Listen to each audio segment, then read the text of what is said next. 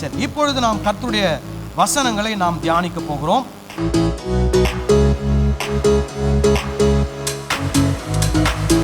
ஒரு சில வாரங்களாக நாம் என்ன பார்த்து கொண்டு வருகிறோம் அப்படின்னா,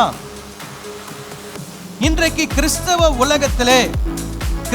உலகத்திலே இன்றைக்கு எல்லா சபைகளிலும் எடுத்துக்கொண்டால் ஒரு சில வசனங்களை தவறாக புரிந்து வைத்துக் கொண்டிருக்கிறார்கள்.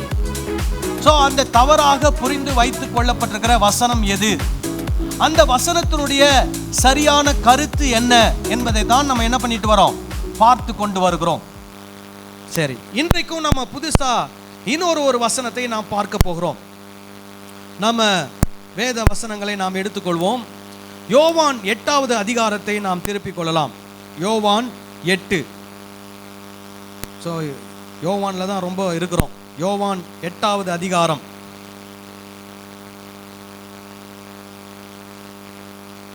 32வது வசனத்தை வாசிப்போம். சத்தியத்தையும் அறிவீர்கள், சத்தியம் உங்களை என்ன பண்ணுமாம், விடுதலையாக்கும். ஒரு ஆமென் சொல்லலாமா? ஹல்லேலூயா. சத்தியம் சத்தியம் சத்தியம் நிறைய முறை கேட்டிருப்பீங்க. சத்தியம்னா என்ன? சத்தியம்னா உண்மை. உண்மையை நீங்கள் அறிந்து கொள்ளும் போது உண்மை உங்களை என்ன பண்ணுமாம், விடுதலையாக்கும். ஒரு ஆமென் சொல்லலாமா? ஹல்லேலூயா. இன்னைக்கு பாருங்க, நிறைய கிறிஸ்தவ உலகத்தில் இந்த சத்தியம் என்ற வார்த்தையை அதிகமாக என்ன பண்றாங்க, பயன்படுத்துறாங்க. ஆனா சத்தியம் சத்தியம் சொல்றாங்க, ஆனா எதை பத்தி பேசுறது இல்ல, உண்மையா சத்தியத்தை பத்தி என்ன பண்றது இல்ல, பேசுறது இல்ல. அதாவது அவங்களுக்கு சத்தியம்னாலே என்னன்னா, வேதத்தில் இருக்கிற எல்லாமே என்னதான் சத்தியம்தான். ஏன்னா அது எங்க இருக்குது, பைபிள்ல இருக்குது. அதனால இது என்னது, சத்தியம். அதாவது பைபிள்ல முழு வேதாகமத்தை நீங்க எடுத்துக்கிட்டீங்கன்னா, முழு வேதாகமத்தை 3ஆக பிரிக்கிறோம். வேத பண்டிதர்கள், வேற அறிஞர்கள் 3ஆக பிரிக்கிறார்கள். எப்படி பிரிக்கிறாங்க அப்படின்னா, ஒரு பகுதி வேத பகுதி அல்லது வேத வசன பகுதி, ஒரு 5 வசனம், ஒரு 10 வசனம் அல்லது 20 வசனம் அல்லது ஒரு அதிகாரம், 3 அதிகாரம், இந்த மாதிரிலாம் வேத பகுதிகளை பிரிக்கும் போது ஒரு பகுதி என்னன்னா டிஸ்கிரிப்டிவ் பேசேஜ். என்ன பேசேஜ்? Descriptive passage. அப்படின்னா என்னன்னா, ஒரு சம்பவத்தை பற்றிய ஒரு விளக்கம் அல்லது ஒரு சம்பவத்தை பற்றிய எழுத்துக்கள். உதாரணம் எதை எடுத்துக்கலாம்?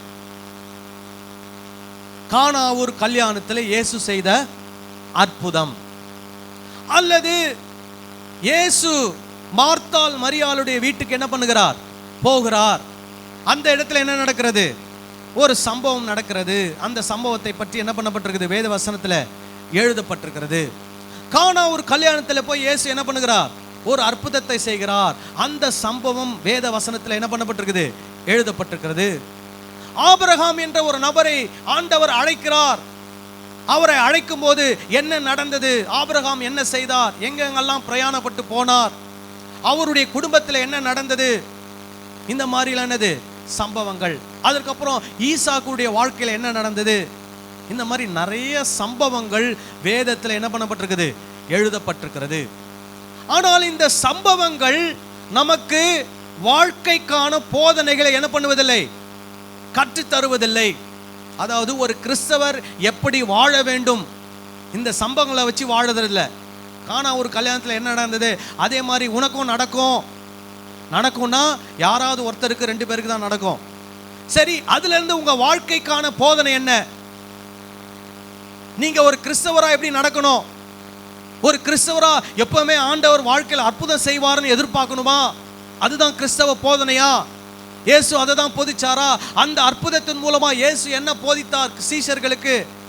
ஒன்றும் போதிக்கல. அவர் ஜஸ்ட் அற்புதத்தை மட்டும் என்ன பண்ணாரு, செஞ்சாரு. ஏன் அற்புதத்தை செஞ்சாரு? இயேசுதான் ஆண்டவர் என்று எல்லாரும் என்ன பண்ணணும், நம்பணும். அதே யோவான் பாருங்க, யோவான் 20வது அதிகாரம்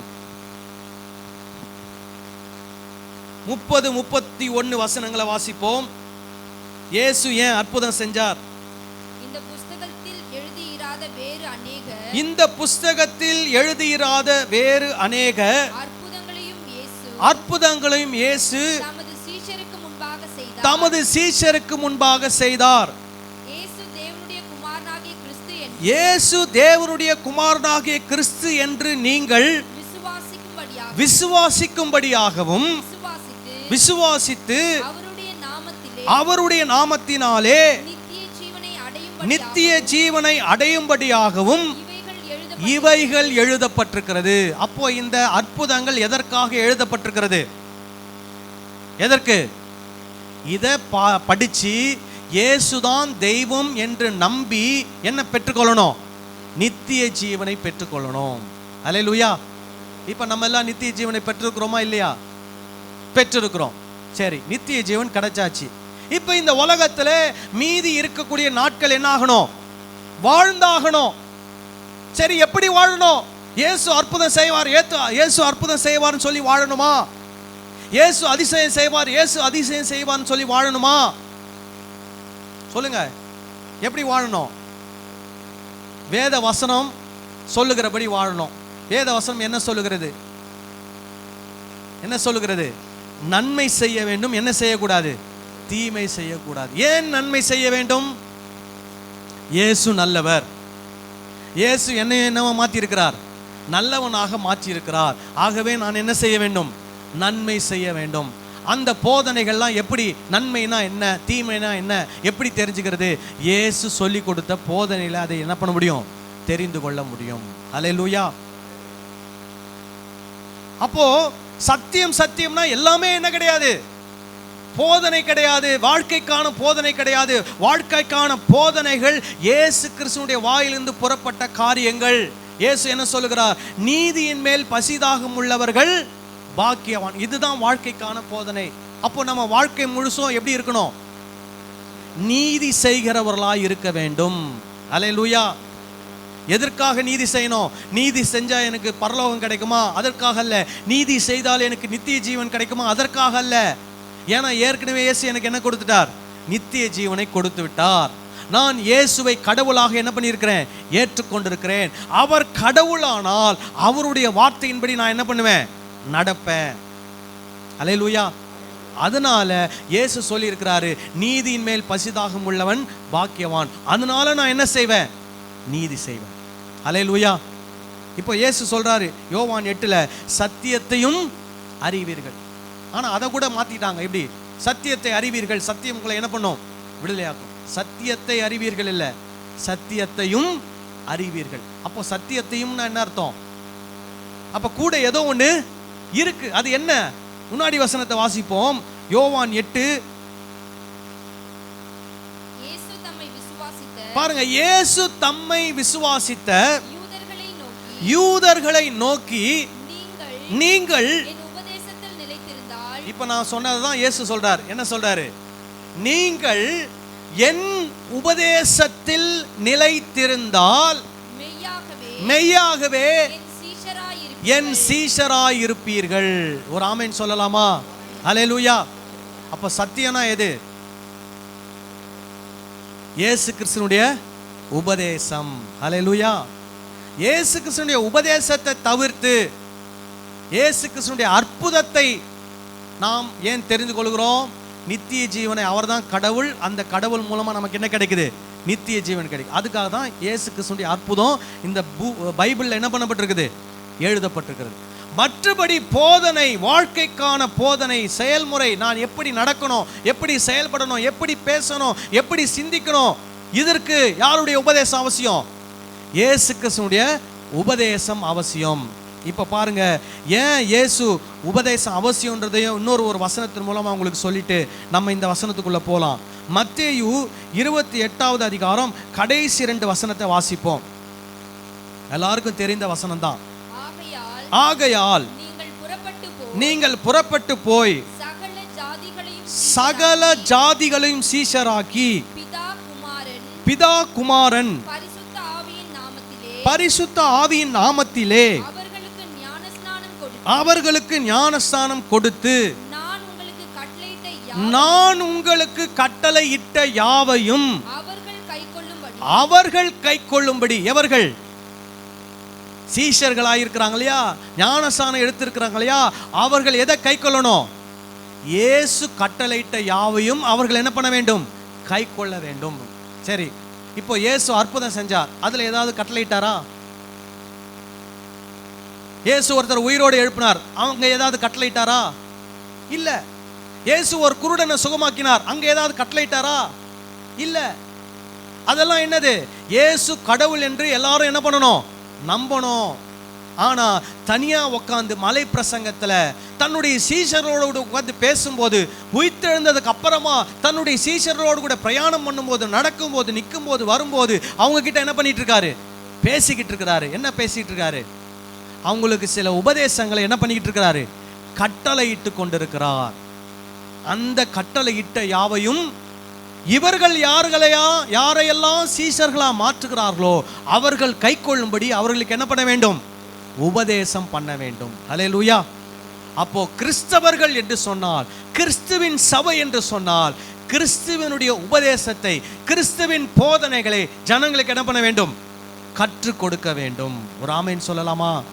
ஹல்லேலூயா. ஆனா என்ன நடக்குது சபையில? என்ன நடக்குது? சம்பவங்களை தான் பிரசங்கிச்சுட்டு இருக்கிறாங்க. போதனைகளை என்ன பண்ணுவதில்லை? சொல்லிக் கொடுப்பதில்லை. பிரிஸ்கிரிப்டிவ் பேசேஜ்னு ஒன்று இருக்குது. பிரிஸ்கிரிப்டிவ் பேசேஜ் அப்படின்னா இதை செய், இதை செய்யாதே. அதை ஜனங்களுக்கு என்ன பண்ணுவதில்லை? கற்றுக் கொடுப்பதில்லை. அதான் இயேசு சொல்றாரு அந்த யூதர்களை பார்த்து, நீங்கள் என்ன பண்ணணும்? என் உபதேசத்தில் என்ன பண்ணணும்? நிலைத்திருக்கணும். வாசிக்கலாமா மறுபடியும்? 8:31. தம்மை விசுவாசித்த யூதர்களை நோக்கி, நீங்கள் என் உபதேசத்தில் நிலைத்திருந்தால் மெய்யாகவே என் சீஷராயிருப்பீர்கள். ஒரு ஆமென் சொல்லலாமா? சோ சபைக்கு வரக்கூடிய எல்லாரும் உண்மையான இயேசு கிறிஸ்துவின் சீஷர்களாக இருக்க வேண்டும் என்றால் யாருடைய உபதேசம் போதிக்கப்பட வேண்டும்? இயேசு கிறிஸ்துவின் உபதேசம் போதிக்கப்பட வேண்டும். இதை நான் சொல்லவில்லை. யார் சொல்லியிருக்கிறார்? இயேசுவே சொல்லியிருக்கிறார். ஒரு ஆமென் சொல்லலாமா? ஹல்லேலூயா. அதுக்கு தான் 2 வசனம் சொன்னேன். மத்தேயுல ஒரு வசனம் சொன்னேன், இப்பவும் ஒரு வசனம் சொல்லியிருக்கிறோம், ஏற்கனவே வாசிச்ச வசனம். அதுக்கப்புறம் பாருங்க, என் உபதேசத்திலே நீங்கள் என் சீஷராய் என்ன பண்ணுவீர்கள்? இருப்பீர்கள். அப்புறம் சத்தியத்தையும் அறிவீர்கள். சோ சீஷராய் இருந்து ஆண்டவருடைய உபதேசத்தை நீங்க தெரிஞ்சுக்கிட்டாதான் எதை அறிஞ்சுக்குவீங்க? சத்தியத்தையும் அறிவீர்கள். இல்லை என்றால் எதை தான் அறிந்து கொள்வீர்கள்? பொய்களை தான் அறிந்து கொள்வீர்கள். சோ போன வாரம் என்ன பொய் சொல்லி கொடுத்திருந்தாங்க? உலகத்தில் இருக்கிறவனா யாரு? பிசாசு. யாரை விட்டுட்டாங்க? கள்ள தீர்க்கதரிசியை விட்டுட்டாங்க, அந்தி கிறிஸ்துவை விட்டுட்டாங்க. யாரை பிடிச்சிக்கிட்டாங்க? பிசாசை பிடிச்சிக்கிட்டாங்க. ஆனா நம்ம எல்லாம் பிசாசு நினைச்சிட்டு இருக்கும்போது ஒரு பக்கத்துல கள்ள தீர்க்கதரிசிகளும் அந்தி கிறிஸ்துக்களும் சபை என்ன பண்ணிட்டு இருக்கிறாங்க? கெடுத்து கொண்டிருக்கிறார்கள். தவறான பொய்யான கள்ள போதனைகளை சபைக்குள்ளே நுழைத்து சபை என்ன பண்ணிட்டு இருக்கிறாங்க? கெடுத்து கொண்டிருக்கிறார்கள். நாம் கண்மூடித்தனமாக பிசாசு என்று நினைத்து கொண்டிருக்கிறோம். நம்ம என்ன நினைக்கிறோம்? உலகத்துல பிசாசு இருக்கிறான். ஆனா இவர் என்ன சொல்றாரு? உலகத்துல யார் இருக்கிறா? கள்ள தீர்க்கதரிசிகள் இருக்கிறாங்க, அந்தி கிறிஸ்துக்கள் இருக்கிறாங்க. அவங்க கிறிஸ்துவுடைய போதனைக்கு எதிராக என்ன பண்ணி கொண்டிருக்கிறாங்க? செயல்பட்டு கொண்டிருக்கிறாங்க. அவர்களை குறித்து எப்படி இருங்க? எச்சரிக்கையா இருங்க. உங்களுக்குள்ள இருக்கிறவர் எப்படிப்பட்டவர்? பெரியவர் என்று சொல்கிறார். ஹல்லேலூயா. சரி, அப்போ இயேசு கிறிஸ்துவுடைய உபதேசத்துல நாம் என்ன பண்ணணுமா? நிலைத்திருக்க வேண்டும். அப்படி நிலைத்திருந்தால் நாம் அவருடைய சீஷர்களாய் இருப்போம். அது மட்டுமல்ல, சத்தியத்தையும் அறிந்து கொள்வோம். அந்த சத்தியம் நம்ம என்ன பண்ணுமாம்? விடுதலையாக்கும். ஆமென் சொல்லலாமா? ஹல்லேலூயா. இந்த இடத்துல விடுதலை என்றால் என்ன? இப்போ இதுல நீங்க பாத்தீங்கன்னா, உபதேசம் என்ற வார்த்தை கிட்டத்தட்ட இந்த பகுதியில 4 இடத்துல வருகிறது. உபதேசம், அப்புறம் சத்தியம் என்ற வார்த்தை 3 இடத்துல வருது. அதாவது 31வது வசனத்திலிருந்து 48வது வசனம் வரைக்கும் பார்த்தீங்கன்னா இந்த பகுதியில் உபதேசம் அப்படின்ற வார்த்தை 4 இடத்துல வருகிறது. எங்கெங்கெல்லாம் வருது அதை மட்டும் நம்ம பார்த்துக்கலாம். முதல்ல இந்த 31வது வசனத்தில் வாசித்தோம், என் உபதேசம். 37வது வசனத்தை எடுத்து பார்த்தீங்கன்னா, நீங்கள் ஆபிரகாமின் சந்ததியார் என்று அறிவேன், ஆனாலும் உங்களுக்குள்ளே என் உபதேசம் இடம் பெறாதபடியால். ஸோ அந்த இடத்துல என்ன வருது, என்ன வார்த்தை, என் உபதேசம் அப்படின்ற வார்த்தை. இன்னொரு இடத்துல 43வது வசனத்தை வாசிப்போம், என் வசனத்தை. அப்போ என் வசனம்னா என்ன, அவருடைய உபதேசம். அப்புறம் பாருங்க, அதே தொடர்ந்து என் உபதேசத்தை கேட்க மனதில்லாதிருக்கிறதினால் அல்லவா அப்படின்னு ஒரு வார்த்தை வருது. ஸோ மொத்தம் எத்தனை இடம், 4 முறை ஆண்டவருடைய வார்த்தை, ஆண்டவருடைய வசனம், ஆண்டவருடைய உபதேசம் என்ற வார்த்தை வருகிறது. அதே மாதிரி சத்தியம் என்ற வார்த்தை. ஸோ இந்த இடத்துல நம்ம என்ன பார்த்தோம், சத்தியத்தையும் அறிவீர்கள் அப்படின்ற ஒரு வார்த்தையை பார்த்தோம். அதுக்கப்புறமா அதே பகுதியில் 40வது வசனத்தில் தேவனிடத்தில் கேட்கிற சத்தியத்தை உங்களுக்கு சொன்ன மனுஷனாகிய என்னை அப்படின்னு ஒரு வார்த்தை பார்க்குறோம், சத்தியம் என்ற ஒரு வார்த்தை. அதுக்கப்புறமா வேற எங்க இருக்குது, 45வது வசனம், நான் உங்களுக்கு சத்தியத்தை சொல்லுகிறபடினாலே. 46வது வசனம், நான் சத்தியத்தை சொல்லி இருக்க. அப்புறம் 47வது வசனம், தேவனால் உண்டானவன் தேவனுடைய வசனங்களுக்கு செவி கொடுக்கிறான். ஸோ சத்தியம், உபதேசம் அப்படின்ற வார்த்தை மீண்டும் மீண்டும் இந்த வேத பகுதியில் என்ன பண்ணுகிறது, வருகிறது. அப்போ இந்த வேத பகுதியில் இயேசு எதை ரொம்ப முக்கியத்துவப்படுத்துறார், உபதேசம், சத்தியம் அப்படின்ற வசனத்தை அவர் என்ன பண்றாரு, முக்கியத்துவப்படுத்தி பேசுகிறார். யாருக்கிட்ட பேசிக்கிட்டு இருக்கிறாரு, யாருக்கிட்ட, 31வது வசனத்தை மறுபடியும் வாசிங்க, விசுவாசித்த யூதர்களை நோக்கி. சோ மெயினா யார்கிட்ட பேசிட்டு இருக்காரு, யூதர்கள் கிட்ட பேசிக்கிட்டு இருக்கார். இப்போ இந்த யூதர்கள் எப்படிப்பட்ட மனப்பான்மை உள்ளவர்கள், இந்த யூதர்கள் எந்த பாரம்பரியத்தில் வருகிறார்கள், இந்த யூதர்களுடைய நம்பிக்கை என்ன, இதெல்லாம் யாருக்கு தெரியும், இயேசுவுக்கு நல்லாவே தெரியும். அந்த நம்பிக்கையில, அதன் மத்தியில எதை பத்தி பேசிட்டு இருக்காரு, என்னுடைய உபதேசம். நீங்கள் என் உபதேசத்தை என்ன பண்ண வேண்டும், அறிந்து கொள்ள வேண்டும். அப்பொழுது நீங்கள் என்னுடைய சீஷர்களா என்ன பண்ணுவீர்கள், இருப்பீர்கள். அப்பொழுது சத்தியத்தை நீங்கள் என்ன பண்ணுவீர்கள், அறிவீர்கள். சத்தியம் உங்களை என்ன பண்ணும், விடுதலையாகும். சரி, இப்போ இங்க என்னென்னலாம் பத்தி இங்க இயேசு பேசுறார். முதல்ல என்னத்தை பத்தி பேசுறார் அப்படின்னு பாத்தீங்கன்னா, நித்திய ஜீவனை குறித்து இயேசு இங்கே பேசுகிறார். ஒரு ஆமீன் சொல்லலாமா? ஹல்லேலூயா. இருக்கிற டைம்ல நம்ம முடிக்கணும். முதல்ல எதை பற்றி பேசுகிறார் அப்படின்னா, நித்திய ஜீவன். ஏன்னா நம்ம வசனமாக வாசித்துட்டு போனோம்னா டைம் ஆகிடும். அதனால நித்திய ஜீவனை பற்றி எங்கெல்லாம் பேசுகிறாரு, மற்ற விஷயங்களை பற்றி எங்கெல்லாம் பேசுகிறாருன்னு இருக்கிற நேரத்தில் நம்ம கவர் பண்ண முயற்சி பண்ணுவோம். அப்படி இல்லைன்னா அடுத்த வாரம் என்ன பண்ணலாம், தொடரலாம். சரி, முதல்ல நித்திய ஜீவனை பற்றி என்ன பண்ணுகிறார் இயேசு இங்கே பேசுகிறார். ஸோ நித்திய ஜீவன் யார் மூலமாய் கிடைக்கிறது, யார் மூலமாய் கிடைக்கிறது, இயேசு கிறிஸ்து மூலமாக தான் கிடைக்கிறது. ஹல்லேலூயா. இயேசு சொல்றார் ஒரு இதே யோவான்ல, என்னிடத்தில் விசுவாசமா இருக்கிறவனுக்கு என்ன உண்டு, நித்திய ஜீவன் உண்டு என்று நான் மெய்யாகவே நான் உங்களுக்கு சொல்லுகிறேன். சரி, நித்திய ஜீவன் என்று சொல்லும்போது உங்க மனதுக்கு எப்படி வருது, ஆண்டவர் அந்த நித்திய ஜீவன் என்பது உங்களை பொறுத்தவரை உங்களுக்கு கிடைத்திருக்கிற ஸ்லாக்கியமா, பாக்கியமா, அல்லது நீங்கள் பெற்றிருக்கிற வெகுமதியா?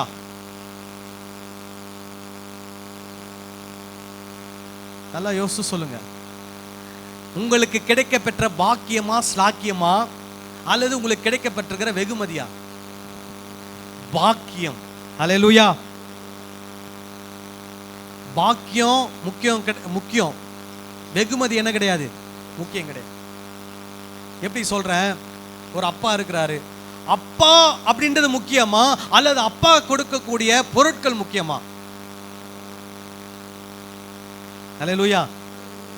அதே மாதிரிதான் நித்திய ஜீவன் என்பது நாம் பெற்றிருக்கிற பாக்கியம், ஸ்லாக்கியம். ஹல்லேலூயா. ஏன்னா அதை பெற்றுக்கொள்வதற்கு நமக்கு என்ன கிடையாது, எந்த ஒரு தகுதியும் கிடையாது. ஆண்டவர் நமக்கு அந்த பாக்கியத்தை, ஸ்லாக்கியத்தை என்ன பண்ணியிருக்கிறார், கொடுத்திருக்கிறார். ஹல்லேலூயா. சரி, எப்படி இதை இங்க சொல்றாரு பாருங்க. இயேசு என்ன சொல்லிட்டாரு, சத்தியத்தையும் அறிவீர்கள், சத்தியம் உங்களை என்ன பண்ணும், விடுதலையாக்கும். ஸோ விடுதலையாக்கும் என்ற ஒரு வார்த்தை இயேசு என்ன பண்ணியிருக்கிறார், பயன்படுத்தி இருக்கிறார். அடுத்த வசனத்தை வாசிப்போம். அவர்கள் அவருக்கு பிரதியுத்தரமாக, நாங்கள் ஆபிரகாமின் சந்ததியாய் இருக்கிறோம். பாருங்க, யாருடைய சந்ததியா? ஆபிரகாமின் சந்ததி. பெருமை. என்ன சந்ததி? நாங்கெல்லாம் எந்த ஊரை சேர்ந்தவங்க தெரியுமா? எந்த குடும்பத்தை சேர்ந்தவங்க தெரியுமா? யாரு? ஆபிரகாமின் சந்ததி. அப்புறம் நாங்கள் ஒரு காலம் ஒருவனுக்கும் அடிமையாயிருக்கவில்லை. இயேசு என்ன பேசிட்டு இருக்கிறாரு, இவங்க என்ன நினைச்சிட்டு இருக்கிறாங்க? இப்படிதான் நிறைய நேரங்களில் நான் ஒன்று நினைச்சு பேசிட்டு இருப்பேன், உட்காந்துருக்கிறோம் என்ன நினைச்சிட்டு இருப்பாங்க? வேற எதையோ நினைச்சு கேட்டுட்டு இருப்பாங்க. இப்போ யூதர்கள் என்ன நினைக்கிறாங்க? இயேசு சொல்றாரு, சத்தியத்தை அறிவீர்கள், சத்தியம் உங்களை என்ன பண்ணும்? விடுதலை ஆக்குன்றாரு. இவங்க என்ன நினைக்கிறாங்க? நாங்க ஏன் விடுதலை ஆகணும்? ஏன்னா நாங்க யாருக்கும் என்னவா இருந்ததில்லை, அடிமையா இருந்ததில்லைன்னு சொல்றாங்க. ஆனா யோசிங்க, 1ஆம் நூற்றாண்டுல இவங்க எல்லாம் யாருக்கு அடிமையா இருந்தாங்க? யாருக்கு அடிமையா இருந்தாங்க? நல்லா யோசி சொல்லுங்க. ரோமர்களுக்கு இவங்க என்னவா இருந்தாங்க? அடிமைகளாக இருந்தாங்க. அதுதான் உண்மை. ஆனா இவங்க என்ன சொல்றாங்க? எங்க வாழ்க்கையில நாங்க ஒரு நாள் யாருக்கும் என்னவா இருந்ததில்ல, அடிமைகளாக இருந்ததில்ல.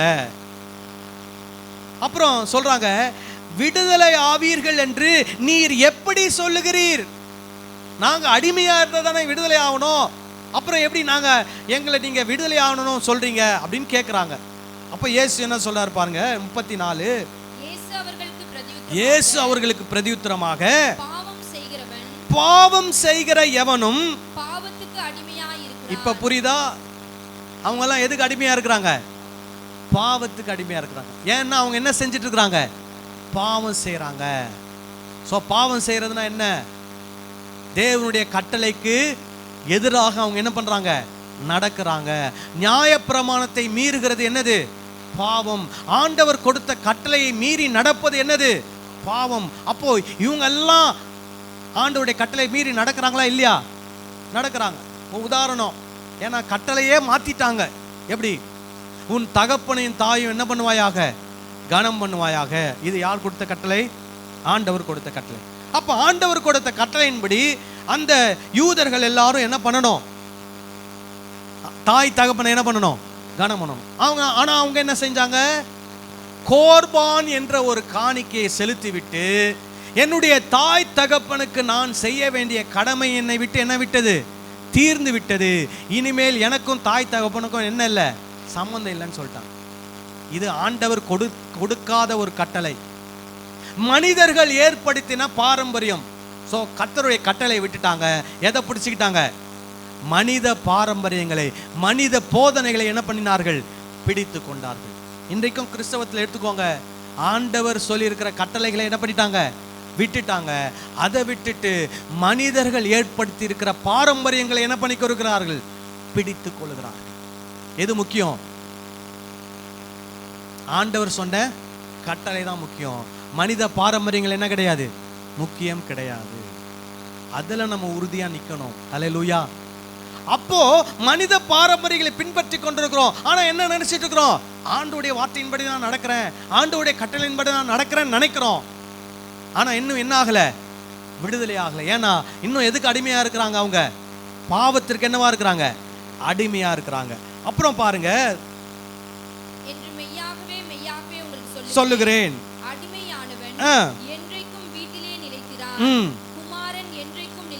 குமாரன் என்றைக்கும் வீட்டில் என்ன பண்றார்? நிலைத்திருக்கிறார். ஆகையால் குமாரன் உங்களை விடுதலையாக்கினால் மெய்யாகவே விடுதலையாவீர்கள். ஹல்லேலூயா. அந்த குமாரன் தான் யாரு? இயேசு. அந்த இயேசு தான் யாரு? சத்தியம். அந்த சத்தியத்தை நீங்கள் அறிந்து கொண்டால் நீங்கள் என்ன ஆவீர்கள்? விடுதலை ஆவீர்கள். அப்படின்னா பாவத்திலிருந்து உங்களுக்கு என்ன கிடைக்கிறது? விடுதலை கிடைக்கிறது. உங்களுக்கு எது கிடைக்கிறது? நித்திய ஜீவன் உங்களுக்கு கிடைக்கிறது. ஹல்லேலூயா. ஸோ நம்ம ஒரு வசனத்தை மட்டும் எடுத்துக்கிட்டு அந்த வசனத்துக்கு வேற எங்க வந்தோ என்ன கொடுக்கக்கூடாது? அர்த்தம் கொடுக்கக்கூடாது. அந்த வசனத்துடைய மேல வசனம் என்ன சொல்லுது, வசனத்துடைய கீழே இருக்கிறது என்ன சொல்லுது, இதை வைத்து தான் அந்த வசனத்துடைய அர்த்தத்தை நம்ம என்ன பண்ண முடியும்? புரிந்து கொள்ள முடியும். அப்போ இங்க விடுதலை என்று எதை பற்றி இயேசு பேசுகிறார்? எதிலிருந்து விடுதலை? பாவத்திலிருந்து விடுதலை. பாவத்திலிருந்து நமக்கு யார் விடுதலை கொடுக்க முடியும்? இயேசு மட்டும்தான் கொடுக்க முடியும். அந்த விடுதலையை பெறுகிறவர்கள் எதை பெற்றுக்கொள்கிறார்கள்? நித்திய ஜீவனை பெற்றுக்கொள்கிறார்கள். ஒரு ஆமென் சொல்லலாமா? அல்லேலூயா. இந்த 8ஆம் அதிகாரம் 12ஆம் வசனத்தை வாசிப்போம். மறுபடியும் இயேசு ஜனங்களை நோக்கி, நான் என்னவா இருக்கிறேன்? உலகத்திற்கு ஒளியாயிருக்கிறேன். என்னை பின்பற்றுகிறவன் இருளிலே நடவாமல் எதை அடைந்திருப்பான்? ஜீவ ஒளி. ஹல்லேலூயா. அதுதான் நித்திய ஜீவன். யாரை பின்பற்றுகிறவன்? இயேசுவை பின்பற்றுகிறவனுக்கு என்ன உண்டு? நித்திய ஜீவன் உண்டு. அதை தான் இயேசு சொல்றாரு. அவன் எதை அடைவான்? ஜீவ ஒளியை அடைவான். ஹல்லேலூயா. அதே அதிகாரம் 24வது வசனத்தை வாசிப்போம். ஆகையால் நீங்கள் உங்கள் பாவங்களில் சாவீர்கள் என்று உங்களுக்கு சொன்னேன். நானே அவர் என்று நீங்கள் விசுவாசியாவிட்டால் உங்கள் பாவங்களிலே சாவீர்கள் என்றார். சோ நீங்க இயேசு கிறிஸ்துவை விசுவாசிக்கவில்லை என்றால் எதுல சாவீங்களா? பாவத்திலே சாவீர்கள். அப்படி என்றால் நித்திய ஜீவனை என்ன பண்ண மாட்டீர்கள்? பெற்றுக்கொள்ள மாட்டீர்கள், சுதந்தரிக்க மாட்டீர்கள்.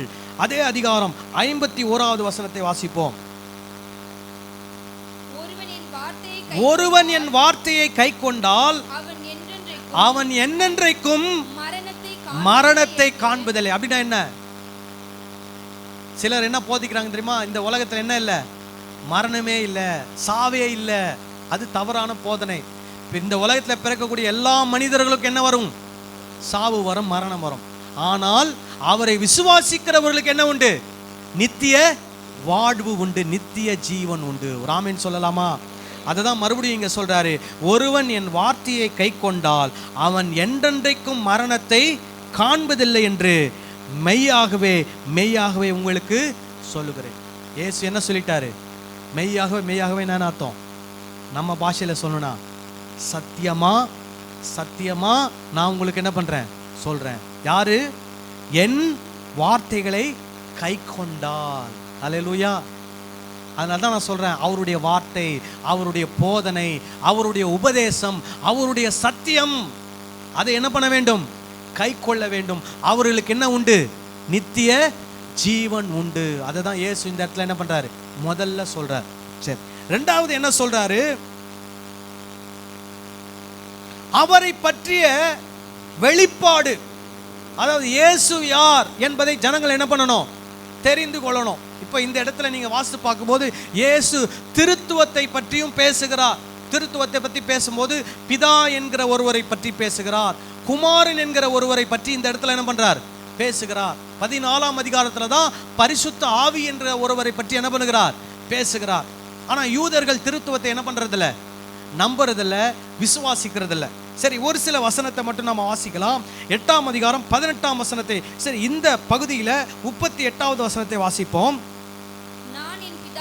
நான் என் பிதாவினிடத்தில் கண்டதை சொல்லுகிறேன், நீங்களும் உங்கள் பிதாவினிடத்தில் கண்டதை செய்கிறீர்கள் என்றார். சோ இவரை வித்தியாசப்படுத்தி சொல்றார். யூதர்களாகி நீங்கள் உங்கள் பிதாவினிடத்தில் கண்டதை என்ன பண்ணுகிறீர்கள்? செய்கிறீர்கள். நான் என் பிதாவினிடத்தில் கண்டதை உங்களுக்கு என்ன பண்ணுகிறேன்? சொல்லுகிறேன். அப்போ நான் யாரு? நான் இயேசு. இன்னொருத்தர் இருக்கிறார், அவர் யாரு? பிதா என்று சொல்லி திருத்துவத்தை குறித்து அவங்களுக்கு என்ன பண்றாரு? உபதேசம் பண்ணுகிறார். இதே அதிகாரம் 18வது வசனத்தையும் வாசிப்போம். நான் என்னை குறித்து சாட்சி கொடுக்கிறவனாய் இருக்கிறேன். என்னை அனுப்பின பிதாவும் என்னை குறித்து என்ன கொடுக்கிறார்? சாட்சி கொடுக்கிறார் என்றார். ஹல்லேலூயா. சோ இயேசு வேற, பிதா வேற, பரிசுத்த ஆவியானவர் வேற. நாம் ஆராதிக்கிற தேவன் திரியேக தேவன், ஒன்றான மெய் தேவன். அந்த சத்தியத்தையும் இயேசு இந்த இடத்துல என்ன பண்ணுகிறார்? வெளிப்படுத்தி காண்பிக்கிறார். சரி, ரெண்டாவது. மூணாவது, தேவனோடு உள்ள ஒரு உறவு, தேவனோடு உள்ள ஒரு ஐக்கியம். 38வது வசனத்தை வாசிப்போம். நான் என் பிதாவினிடத்தில் கண்டதை சொல்லுகிறேன், நீங்களும் உங்கள் பிதாவினிடத்தில் கண்டதை செய்கிறீர்கள் என்றார். தொடர்ந்து வாசிப்போம். அதற்கு அவர்கள் ஆபிரகாமே எங்கள் பிதா என்றார்கள். சரி, ஓகே. இப்போ இங்க தேவனோடு பிதாவோடு இருக்கிற உறவை குறித்து இயேசு என்ன பண்றாரு? சொல்றாரு. ஏற்கனவே இதை திருத்துவ ஒரு கண்ணோட்டத்தில் பார்த்தோம். இப்போ தேவனோடு பிதாவோடு உள்ள உறவை குறித்து இந்த இடத்துல என்ன பண்றோம், நாம் பார்க்கிறோம். இந்த வேத பகுதியில் கிறிஸ்தவம் என்றால் தேவனோடு உள்ள உறவு. ஒரு ஆமென் சொல்லலாமா? ஹல்லேலூயா. இப்போ தேவன் நம்ம என்னவா மாத்தி இருக்கிறார்? நம்ம என்னவா மாத்தி இருக்கிறார்? அவருடைய உறவாக மாற்றி இருக்கிறார். ஹல்லேலூயா. என்ன உறவு? பிள்ளை. 1 யோவான் 1ஆம் அதிகாரம் 12ஆம் வசனத்தை வாசிங்க. அவருடைய நாமத்தின் மேல் விசுவாசம் உள்ளவர்களாய் அவரை ஏற்றுக்கொண்டவர்கள் எத்தனை பேர்களோ அத்தனை பேர்களும் தேவனுடைய பிள்ளைகளாகும்படி அவர்களுக்கு அதிகாரம் கொடுத்தார். ஹல்லேலூயா. ஸோ இந்த பகுதியில் இயேசு கிறிஸ்துடைய உபதேசம், அவருடைய சத்தியம் என்ன நமக்கு சொல்லி கொடுக்கிறது? நாம் அவருடைய பிள்ளைகளாக என்ன பண்ணுகிறோம்? மாறுகிறோம். ஒரு ஆமென் சொல்லலாமா? ஹல்லேலூயா. இப்போ பிள்ளைகள் அப்படின்னா நமக்குள்ள பாகுபாடு வேறுபாடு வரலாமா? சொல்லுங்க. ஆனால் என்ன நடக்குது இன்னைக்கு கிறிஸ்தவ உலகத்தில்? படித்தவர்கள் படிக்காதவர்கள், ஏழைகள் பணக்காரர்கள், இந்த ஊர்க்காரர்கள் அந்த ஊர்க்காரர்கள், உயர்ந்தவர்கள் தாழ்ந்தவர்கள், சிவப்பானவர்கள் கருப்பானவர்கள், ஆண்கள் பெண்கள், இந்த மாதிரி பல விதங்களிலே உலகத்தில் வேறுபாடு பாகுபாடு பார்த்தாலும் எங்க பாகுபாடு வேறுபாடு பார்க்கப்படுகிறது? திருச்சபைகளிலே கிறிஸ்தவ ஐக்கியங்களிலே வேறுபாடுகள் பாகுபாடுகள் பார்க்கப்படுகிறது. ஆனா இயேசு நம்ம எல்லாரையும் என்னவா மாற்றி இருக்கிறார்? அவருடைய பிள்ளைகளாய் மாற்றியிருக்கிறார். இது வேத இயேசு கிறிஸ்துடைய உபதேசம், இது வேத சத்தியம். இந்த சத்தியத்தை நாம் என்ன பண்ணியிருக்கணும்? அறிந்திருக்க வேண்டும். ஒரு ஆமென் சொல்லலாமா? ஹல்லேலூயா. சரி, இந்த சத்தியத்தை நாம் மற்றவர்களுக்கு போதித்தால் அவங்க எப்படி ரியாக்ட் பண்ணுவாங்க தெரியுமா? அது இங்க எழுதி வச்சிருக்கிறார் இயேசு. 37வது வசனத்தை வாசிப்போம்.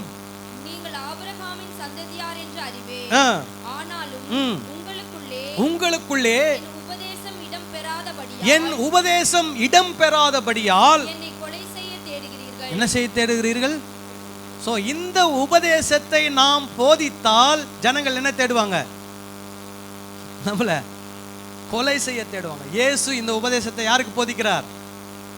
யூதர்களுக்கு போதிக்கிறார். அவங்க என்ன பண்றாங்க? அதுக்கு ரெஸ்பான்ஸ் என்ன பண்றாங்க? அவர் என்ன பண்ணணும்? கொலை செய்யணும். இப்போ இவங்க சொல்றாங்க, என்ன சொல்றாங்க? நாங்கெல்லாம் யாரு? ஆபிரகாமின் சந்ததி. ஆபிரகாம் ஆண்டவர் என்ன சொல்லி அழைத்தார் தெரியுமா? வேதவசனம் நமக்கு என்ன சொல்லி கொடுத்து தெரியுமா? ஆதியாகமம் 18வது அதிகாரம் இத 17ல இருந்து வாசிங்க. அப்பொழுது கர்த்தர் ஆபிரகாம் பெரிய பலத்த ஜாதியாவதினாலும் அவனுக்குள் பூமியில் உள்ள சகல ஜாதிகளும் ஆசீர்வதிக்கப்படுவதினாலும் நான் செய்ய போகிறதை ஆபிரகாமுக்கு மறைப்பேனோ? கர்த்தர் ஆபிரகாமுக்கு சொன்னதை நிறைவேற்றும்படியாய் அவன் தன் பிள்ளைகளுக்கும் தனக்கும் பின்வரும் தன் வீட்டாருக்கும் நீங்கள் நீதியையும் நியாயத்தையும் செய்து கர்த்தருடைய வழியை காத்து நடவுங்கள் என்று கட்டளையிடுவான் என்பதை அறிந்திருக்கிறேன் என்றார். சோ இந்த தமிழ் டிரான்ஸ்லேஷன் கொஞ்சம் வித்தியாசமா இருக்குது. ஆண்டவர் எந்த நோக்கத்துக்காக ஆபிரகாமை அழைத்தார் என்ற ஒரு முழு விளக்கம் இந்த தமிழ் இதுல என்ன வரல. நான் உங்களுக்கு ஆங்கில வேதாகமத்திலிருந்து வாசிக்கிறேன். ஆபிரகாம் ஆண்டவர் எதற்காக அழைத்தாருன்னு அதனுடைய தமிழ் மொழியாக்கத்தையும் உங்களுக்கு நான் வாசிக்கிறேன். அப்போ உங்களுக்கு தெரியும் ஆபிரகாமை ஆண்டவர் ஏன் அழைத்தார். 18-19 வசனங்கள் NIV டிரான்ஸ்லேஷன் இருந்து வாசிக்கிறேன். Abraham will surely become a great and powerful nation, and all nations on earth will be blessed through him.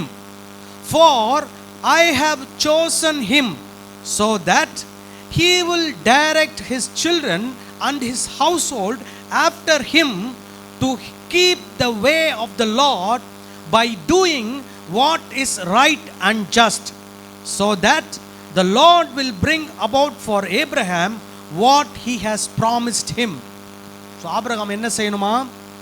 He should keep the way of the Lord. Abraham என்ன பண்ணணும்? தேவனுடைய வழியின்படி என்ன பண்ண வேண்டும்? நடக்க வேண்டும். அது மட்டுமல்லாமல் by doing what is right and just, அவன் என்ன செய்யணுமா? நீதியையும் நியாயத்தையும் என்ன பண்ணுமா? செய்யணும். அது மட்டுமல்ல, அவருடைய சந்ததிக்கும் அதை என்ன பண்ண வேண்டுமாம்? கற்றுக் கொடுக்க வேண்டும். இப்போ இயேசு கிட்ட பேசிக்கிட்டு இருக்கிற யூதர்கள் நீதி நியாயத்தின்படியா செய்கிறாங்க. என்ன செய்ய பார்க்குறாங்க? இயேசுவை கொலை செய்ய பார்க்குறாங்க. நியாயப்பிரமாணத்தில் இயேசு ஆண்டவர் கொடுத்த கட்டளை என்ன? கொலை செய்யாது இருப்பாயாக. ஆனால் இயேசு நல்ல போதனை போதித்ததற்காக இயேசு என்ன செய்ய பார்க்குறாங்க? கொலை செய்ய பார்க்குறாங்க. ஆனால் ஆண்டவர் ஆபிரகாம் அந்த நோக்கத்துக்காக என்ன பண்ணலை? அடைக்கல. ஆபிரகாம் நீதியாய் நியாயமாய் ஆண்டவருக்கு முன்பதாக வாழ வேண்டும், தம்முடைய சந்ததிகளுக்கும் அதை என்ன பண்ண வேண்டும்? கற்றுக் கொடுக்க வேண்டும். அதனுடைய தமிழாக்கத்தை நான் வாசிக்கிறேன். ஆபிரகாம் நிச்சயமாக ஒரு பெரிய மற்றும் வலிமை மிக்க தேசமாக மாறுவார். பூமியில் உள்ள அனைத்து தேசங்களும் அவர் மூலமாக ஆசீர்வதிக்கப்படும். ஏனென்றால் கர்த்தர் ஆபிரகாமுக்கு வாக்குறுதி அளித்ததை நிறைவேற்றுவதற்காக அவர் தனது பிள்ளைகளையும் தனக்கு பின்வரும் வீட்டாரையும் நீதியையும் நியாயத்தையும் செய்து கர்த்தருடைய வழியை கைக்கொள்ளும்படி வழி நடத்துவதற்காக நான் அவரை தெரிந்தெடுத்தேன். ஆபிரகாம் ஆண்டவர் எதற்காக தெரிந்தெடுத்தார்? அவரும் அவருக்கு பின் வருகிற சந்ததியும் என்ன பண்ணுமா? கர்த்தருடைய வழிகளை என்ன பண்ண வேண்டும்? கை கொள்ள வேண்டும். அவர்கள் நீதியாக நியாயமாக என்ன பண்ண வேண்டும்? வாழ வேண்டும். அப்படிப்பட்ட கிரியைகளை என்ன பண்ண வேண்டும்? செய்ய வேண்டும். அதற்காக தான் தேவன் ஆபிரகாமை என்ன பண்ணார்? தெரிந்து கொண்டார். ஆனால் இந்த யூதர்கள் என்ன சொல்றாங்க? நாங்கள்லாம் யாருடைய சந்ததி? ஆபிரகாமின் சந்ததின்னு சொல்றாங்க. ஆனால் ஆண்டவருடைய கற்பனைகளின்படி என்ன பண்ணவில்லை? நடக்கவில்லை. நீதியாய் நடக்கவில்லை, நியாயமாய் நடக்கவில்லை. ஆண்டவர் சொன்ன வார்த்தைகள் என்ன பண்ணவில்லை? கை கொள்ளவில்லை. தொடர்ந்து 40வது வசனத்தை வாசிப்போம். தேவனிடத்தில் கேட்டிருக்கிற சத்தியத்தை உங்களுக்கு சொன்ன மனுஷனாகிய என்னை கொல்ல தேடுகிறீர்கள். இயேசு சொன்ன உபதேசம், இயேசு சொன்ன சத்தியம், அதை பிடிக்காதவர்கள், அதை எதிர்க்கிறவர்கள் என்ன செய்கிறார்கள்? இயேசுவை கொலை செய்ய தேடுகிறார்கள். 44வது வசனம். நீங்கள் உங்கள் பிதாவாகிய பிசாசானவனால் உண்டானவர்கள், உங்கள் பிதாவினுடைய இச்சைகளின்படி செய்ய மனதாய் இருக்கிறீர்கள். அவன் ஆதி முதற் கொண்டு மனுஷ கொலைபாதகனாய் இருக்கிறான். பிசாசானவன் ஆதியிலிருந்து என்னவா இருக்கிறான்? மனுஷ கொலைபாதகனாக இருக்கிறான். நீங்க உங்க பிசாசு தான் உங்களுக்கு என்னவா இருக்கிறாரு? பிதாவா இருக்கிறாரு. அது போல நீங்களும் என்னவா மாறிட்டீங்க? மனுஷ கொலைபாதகனாக மாறிட்டீங்க. இதோட அவங்க விடல, கொலை செய்யணும் திட்டம் போடுறாங்க. இதோட விடல, என்ன பண்றாங்கன்னா அவரை அவமானப்படுத்துகிறார்கள், இழிவுபடுத்துகிறார்கள். தேவையில்லாத சொற்கள், அதாவது தமிழ்ல சொல்லுவாங்க கிண்டல், கேலி, பரியாசம், நயாண்டித்தனம், இந்த மாதிரிலாம் பண்ற யாரை பண்றாங்க? இயேசு பண்றாங்க. எதுக்கு? அவரு உபதேசத்தை சத்தியத்தை போதித்ததுனால பண்றாங்க. என்ன பண்றாங்க பாருங்க. 48வது வசனத்தை வாசிப்போம். அப்பொழுது யூதர்கள் அவருக்கு பிரதியுத்தரமாக உன்னை சமாரியன் என்றும் பிசாசு பிடித்தவன் என்றும் நாங்கள் சொல்லுகிறது சரிதானே என்றார்கள். இப்ப இயேசுக்கு என்ன பேரு? சமாரியன், பிசாசு பிடித்தவன். ஏன்? உபதேசத்தை சத்தியத்தை என்ன பண்ணியிருக்கிறாரு? அவங்களுக்கு சொல்லி இருக்கிறாரு. அவங்களுக்கு உபதேசத்தை சத்தியத்தையும் சொன்னதுனால சிலர் ஏத்துக்கிட்டாங்க. ஏத்துக்கிடாத சிலர் என்ன பண்றாங்க? அவரை என்ன சொல்றாங்க? பிசாசு பிடித்தவன். அப்புறம் யாரு? சமாரியன் என்று அவரை என்ன பண்ணுகிறார்கள்? சொல்லுகிறார்கள். அப்புறம் என்ன பண்றாங்க பாருங்க. 59வது வசனம். அப்பொழுது அவர் மேல் எரியும்படி கல்லுகளை எடுத்துக்கொண்டார்கள். இயேசு மறைந்து கடந்து தேவாலயத்தை விட்டு போனார். அப்போ சத்தியத்தை சொன்னால், இயேசு கிறிஸ்துவினுடைய உபதேசத்தை சொன்னால் நம்ம என்ன செய்ய பார்ப்பாங்க? கல்லெறிவாங்க, கொலை செய்ய பார்ப்பாங்க, நம்ம பேரை கெடுக்க பார்ப்பாங்க, நக்கல் நையாண்டித்தனம் பண்ணுவாங்க. அப்படிப்பட்டவர்கள் இந்த பூமியில் என்ன பண்ணியிருக்கிறார்கள்? இயேசு வாழ்ந்த காலத்தில் இருந்திருக்கிறார்கள். இதுதான் நமக்கு என்னவா மாறும்? சில நேரங்களில் ரெஸ்பான்ஸ். நம்ம சத்தியத்தை சொன்னால் இதுதான் நமக்கு என்ன கிடைக்கும்? பதில் கிடைக்கும். ஆனாலும் இயேசு சத்தியத்தை சொல்றதை நிறுத்தினாரா? இல்லை. அவர் என்ன பண்ணிட்டே இருந்தாரு? தொடர்ந்து அசையாமல் உறுதியோடு அவர் எந்த நோக்கத்திற்காக இந்த பூமிக்கு வந்தாரோ அந்த நோக்கத்தை அவர் என்ன பண்ணிக்கொண்டே இருந்தார்? செய்து கொண்டே இருந்தார். ஹல்லேலூயா. ஸோ இதுலேருந்து நம்ம என்ன கற்றுக்குறோம்? இயேசு இல்லைன்னா நமக்கு என்ன இல்லை? நித்திய ஜீவன் இல்லை.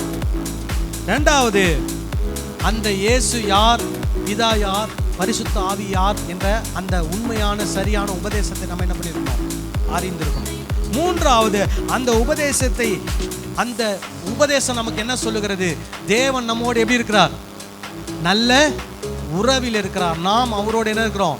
பிள்ளை என்ற உறவில் இருக்கிறோம். நான்காவது, நாம் இந்த உபதேசத்தை சொன்னால் நமக்கு என்ன வரும்? என்ன வரும்? எதிர்ப்பு வரும், கொலை மிரட்டல் வரும். ஆனாலும் நாம் எப்படி இருக்கணும்? தொடர்ந்து இந்த உபதேசத்தை ஜனங்களுக்கு என்ன பண்ண வேண்டும்? கற்றுக் கொடுக்க வேண்டும், சொல்லிக் கொடுக்க வேண்டும். இதுதான் இயேசு நமக்கு என்ன பண்றாரு? சொல்லிக் கொடுக்குறாரு.